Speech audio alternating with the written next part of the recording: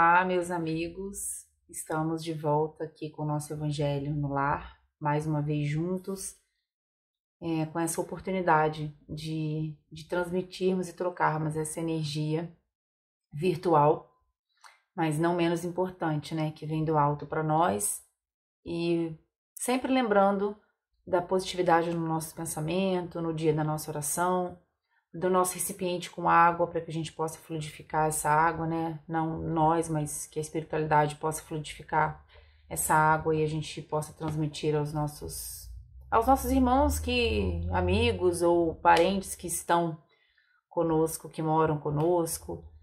E sempre lembrando da boa alimentação, essas orientações que a gente já conhece e precisa, né, exercer cada dia mais um pouco. Vamos começar lendo uma mensagem do nosso Minuto de Sabedoria, para a gente poder abrir essa oração.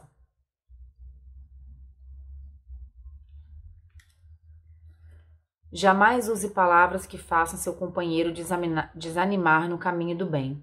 Não lance aos outros o veneno que lhe haja penetrado na alma. Se você tiver tido uma decepção, avise-o de que poderá vir a sofrer, mas conforte sua alma. O desalento é um veneno. Não envenene seus amigos. Dê-lhes a alegria, que é o melhor remédio que o céu fornece aos homens, capaz de curar todas as chagas.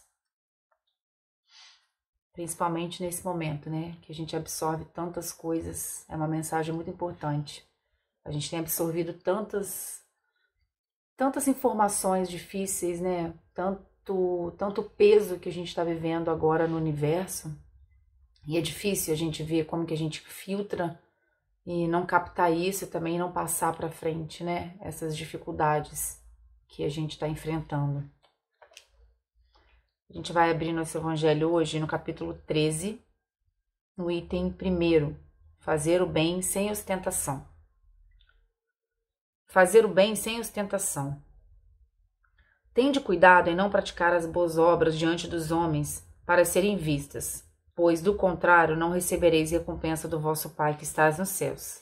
Assim, quando derdes esmola, não trombateis como fazem os hipócritas nas sinagogas e nas ruas, para serem louvados pelos homens. Digo-vos em verdade que eles já receberam sua recompensa.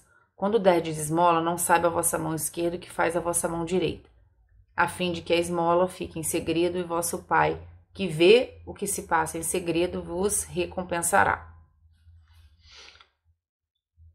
Tendo Jesus descido do monte, grande multidão o seguiu. Ao mesmo tempo, um leproso veio ao seu encontro e o adorou, dizendo: Senhor, se quiseres, poderás curar-me. Jesus, estendendo a mão, o tocou e disse: Quero, fica curado. No mesmo instante, desapareceu a lepra.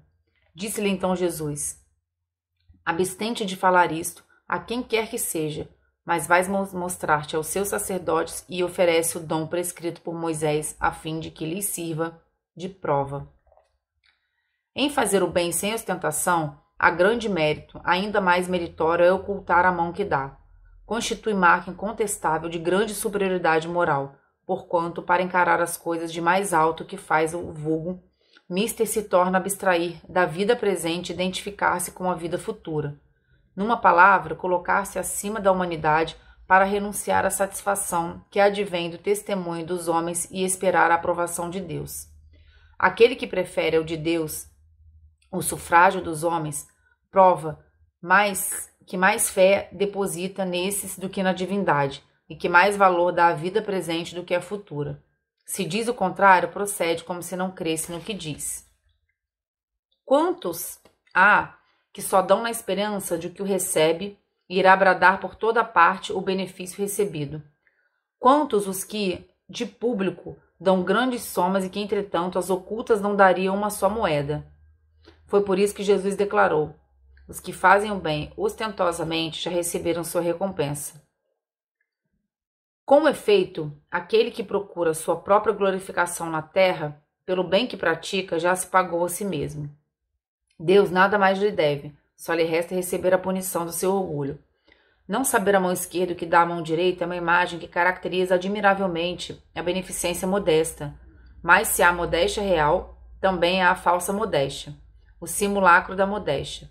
Há pessoas que ocultam a mão que dá, tendo, porém, o cuidado de deixar aparecer um pedacinho, olhando em volta para verificar se alguém não terá visto ocultá-la. Indigna paródia das máximas do Cristo. Se os benfeitores orgulhosos são depreciados entre os homens, que não será perante Deus? Se os benfeitores orgulhosos são depreciados entre os homens, o que não será perante Deus? Também esses já receberam na terra sua recompensa. Foram vistos, estão satisfeitos por terem sido vistos, é tudo o que terão. E qual poderá ser a recompensa do que faz pesar os seus benefícios sobre aquele que os recebe, que lhe impõe, de certo modo, testemunhos de reconhecimento, que lhe faz sentir a sua posição, exaltando o preço dos sacrifícios a que se volta para beneficiá-lo? Oh, para esse nem mesmo a recompensa terrestre existe, porquanto ele se vê privado da grata satisfação de ouvir bendizer-lhe do nome, e é esse o primeiro castigo de seu orgulho. As lágrimas que secam por vaidade, em vez de subirem ao céu, recaíram sobre o coração do aflito e o ulceraram. Do bem que praticou, nenhum proveito lhe resulta, pois que ele o deplora e todo benefício deplorado é moeda falsa e sem valor. A beneficência praticada sem ostentação tem duplo mérito. Além de ser caridade material, é caridade moral, visto que resguarda a suscetibilidade do beneficiado. Faz-lhe aceitar o benefício sem que seu amor próprio se ressinta, salvaguardando-lhe a dignidade de homem, porquanto aceitar um serviço é coisa bem diversa de receber uma esmola.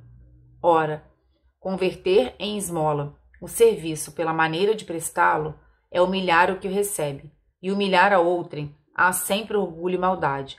A verdadeira caridade, ao contrário, é delicada e engenhosa no dissimular o benefício, no evitar até as simples aparências capazes de melindrar, dado que todo atrito moral aumenta o sofrimento que se origina da necessidade.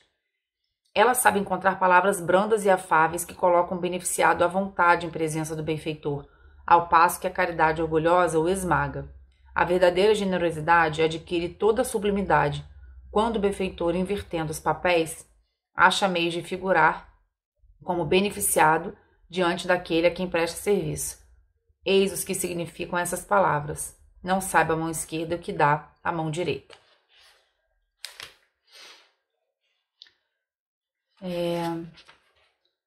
Esse capítulo é: não saiba a vossa mão esquerda o que dá a vossa mão direita. E nós lemos aqui a passagem inteira do fazer o bem sem ostentação. E nesse item aqui, a gente tira algumas mensagens importantes, né? Sobre o nosso egoísmo, sobre a nossa vaidade, sobre o nosso ego. E existem outras passagens, né, do Evangelho que falam sobre essas virtudes separadamente. Existem passagens que falam sobre a fé e a caridade, sobre o amor de forma sublime. E aqui ele traz uma mensagem de uma forma muito, muito ampla, com tantas informações. A gente sabe a importância de sermos um corpo e um espírito dentro do nosso corpo, né? Nós temos essa separação do mundo material e do nosso mundo dessa vida eterna, né, futura. Então, não tem como nós vivermos desconectados disso. Nós estamos aqui com alguns desafios, muitas dificuldades, passando por transformações diariamente, às vezes nem tão grandiosas, mas em situações cotidianas estamos nos transformando e passando por inúmeras mudanças a cada dia, para que a gente possa atingir em algum momento essa perfeição. Então, nesse momento, quando nós precisamos falar sobre a questão da caridade, de fazer o bem sem olhar a quem, a partir do momento que nós, seres imperfeitos, claro, mas se nós trouxermos para o nosso ego, para o nosso orgulho, e quisermos demonstrar como somos superiores em ajudar um irmão necessitado, nós vamos contra a tudo que Deus nos pede para ser, né? Que é o princípio de tudo, que é a nossa humildade, o princípio de tudo, que é a caridade e o amor ao próximo. Porque hoje podemos ser os benfeitores, mas amanhã podemos ser os beneficiados. Então, é importante a gente enxergar como que a gente consegue fazer esse bem e ajudar o próximo como uma missão como Jesus fazia. O poder de curar, de botar a mão e curar, e não precisava contar para ninguém, não precisava expor, principalmente porque algumas ações e algumas atitudes que nós temos a capacidade de tomar e de virar uma situação. A partir do momento que você faz uma ajuda e você expõe, além de você estar, você que digo nós, né, além de estarmos colocando diante do amor e da caridade, da humildade, o nosso ego, o nosso orgulho, o nosso egoísmo, nós estamos ainda passando uma situação de uma forma inversa. A gente ainda consegue ter a capacidade, às vezes, de humilhar um irmão que está recebendo aquela ajuda de forma tão humilde e necessitada. Então, é importante a gente trazer essa mensagem de uma forma simplificada. Como nós podemos ajudar os irmãos ao nosso redor em diversas situações. Ajuda material, financeira, né? Estamos falando aqui de todo quanto é tipo de ajuda. Podemos falar de uma ajuda moral, emocional, psicológica. Estamos vivendo um momento de extrema sensibilidade, então estamos nos ajudando o tempo inteiro, diariamente, nas nossas relações. E essa importância de você se doar e dar ao outro sem que isso precise ser explanado, sem que isso precisamos ser colocados em vista. Porque a partir do momento que a gente faz isso, o nosso bem se finda aqui. E aí, a partir do momento que a gente espera, né, nessa vida futura, o que Deus espera de nós é o que o Evangelho nos fala, né? E aí, nosso bem se finda aqui. A gente não tem mais nada para receber, porque o objetivo não é esse. Então, quando a gente espera essa ajuda, essa caridade, essa troca divina, se a gente só se preocupa em fazer isso de uma forma que o nosso ego está à frente de tudo aqui, né, com as nossas questões materiais, quando a gente precisa de verdade nessa vida futura, a gente já não tem, porque a gente só se preocupou com a importância do que isso tem aqui pra gente na Terra. E não é esse o objetivo. Não é esse o objetivo porque a gente veio aqui, não é esse o objetivo que a gente existe, né, como seres, né, seres humanos, espíritas. Hoje nós vamos ficar aqui com essa passagem e desde já a gente agradece aos irmãos essa presença nesse momento de mais uma vez podemos compartilharmos a nossa oração. Vamos fazer uma oração em agradecimento e na oportunidade de termos estado juntos nesse momento. Divino Mestre Jesus, Pai de infinita bondade, de infinito amor, queremos agradecer mais uma vez a oportunidade de estarmos juntos, reunidos em seu nome, trazendo uma palavra amiga, trazendo palavras de conforto que esse Evangelho nos traz. Queremos agradecer, Senhor, a nossa espiritualidade amiga, os nossos mentores que estão conosco, sempre nas nossas orações, nos protegendo, guiando os nossos pensamentos, ampliando as nossas mentes para que possamos receber sempre essa mensagem de uma forma clara e harmônica e de paz para os nossos corações.